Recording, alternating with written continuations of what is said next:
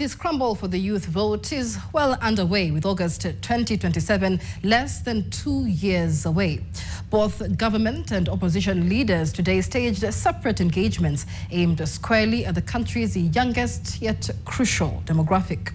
In Embu, Deputy President Kindiki rallied thousands of young people in Mbeere North, calling them the engine of Kenya's future, while cautioning against political manipulation and violence.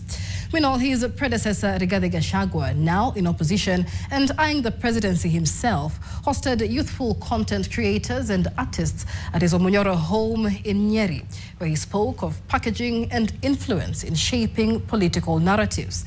And as David Mudhoka now reports, these parallel events are more than just routine politics.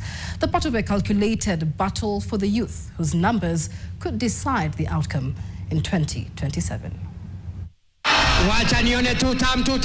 The race to capture Kenya's youngest voters has already begun.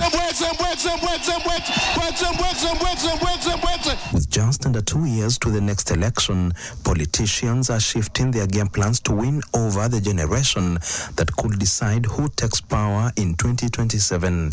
In Embu, Deputy President Kindiki took his message straight to the youth, telling thousands gathered in Mbeere North that they are the engine of Kenya's future.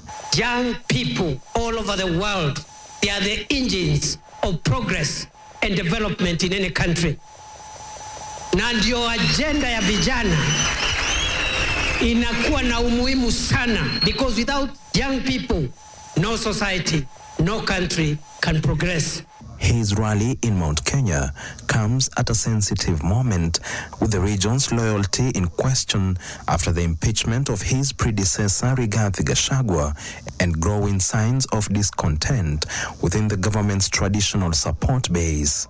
Don't be lied to that you have to destroy the economy and destroy the country for you to realize the change that you're looking for. Vijana hoye! Vijana hoye! Na wanaotuma vijana wetu kuharibu mali, kufunga barabara, kuchoma ma supermarket, watoto wao hawako pale. Meanwhile, in Nyeri, Gachagua, now in opposition and eyeing the presidency, struck a different chord. Meeting youthful content creators at his Omunyoro home, the former number 2 spoke of packaging and influence, linking creativity to political messaging in an era where digital spaces have become the new battleground. Among the artists invited to Omunyoro were John Waithaka Mwangi, aka Waithaka Wajen, Anthony Kamau, aka Tony Young, Dixon Ndegwa, aka DJ Dibul, Samuel Mbote Njogu, Felista Wanjiru Nyoike, aka Wanjiru Wawaya, and Samuel Githaiga. Young people all over the world. 2 leaders, different strategies, but both chasing the same prize, the youth vote, and the numbers explain why. Back in 2022, those aged between 18 and 34 made up 40% of the 22.1 million registered voters at 8.8 million in total.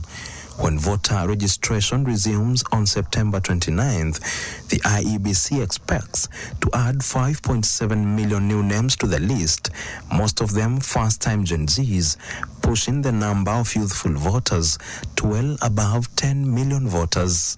In the 2022 elections, President William Ruto won by polling 7.1 million votes against ODM leader Raila Odinga's 6.9 million, meaning the youth vote in 2027 will be close to what both Ruto and Raila received combined, further meaning, if mobilized, the youth will not just be a swing vote, but a presidential decider with the power to overwhelm the traditional ethnic blocs that have defined Kenyan politics for decades. With every political side aiming squarely at the youth, the big question, though, is whether the youth will turn up in their numbers in 2027 and turn their demographic strength into real political power.